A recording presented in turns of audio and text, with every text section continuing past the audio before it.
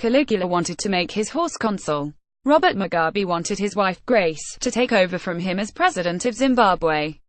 The comparison is a bit unfair. Caligula's horse did not go on lavish shopping trips while Romans starved, nor was it accused of assaulting anyone with an electric cable in a hotel room. Grace Mugabe's only qualification for high office was her marriage to Mr. Mugabe, a man 41 years her senior with whom she began an affair while his first wife was dying. Her ambitions were thwarted this week when the army seized power, insisting that this was not a coup while making it perfectly clear that it was. See article. Thus, sordidly, ends the era of one of Africa's great dictators. Mr. Mugabe has misruled Zimbabwe for 37 years. As The Economist went to press, he was in detention but unharmed.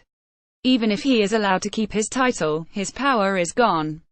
At 93, frail and forgetful, he has finally lost control of the country he ruined. The wonder, and the shame, is that he lasted so long. There is much to learn from the failure of his revolution. Upgrade your inbox, receive our daily dispatch and editors' picks newsletters. Coup de Grace. Mugabe was once widely admired and still is, among those who think anti-imperialist rhetoric matters more than competence. He fought against white rule in the 1970s, in what was then called Rhodesia, and legitimately won an election in 1980. He preached reconciliation with the white former oppressors.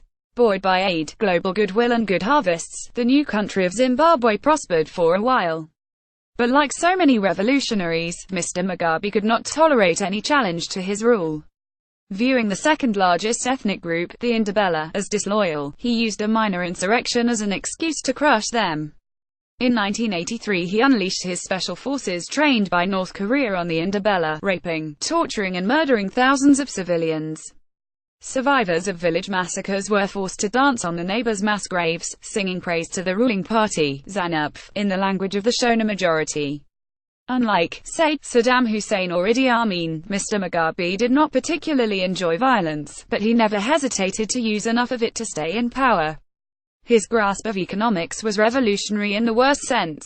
He liked the language of socialism because it let him boss people around while posing as a champion of the poor.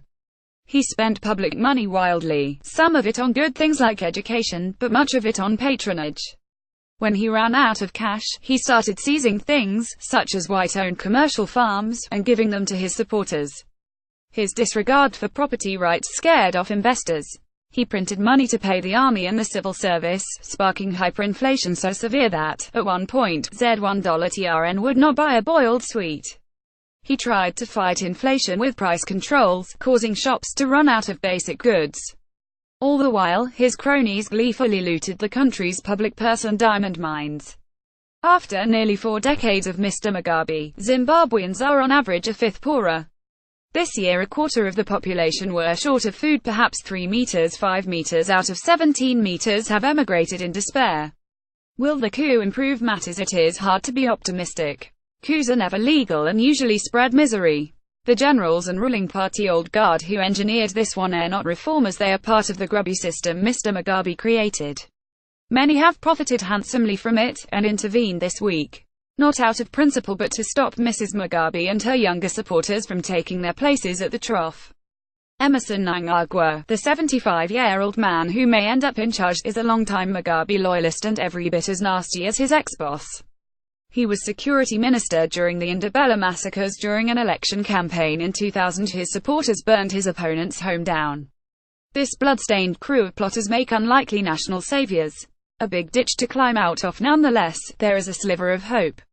Zimbabwe's ruling elite have long honored the forms of democracy, and have occasionally lost elections despite cheating on a grand scale.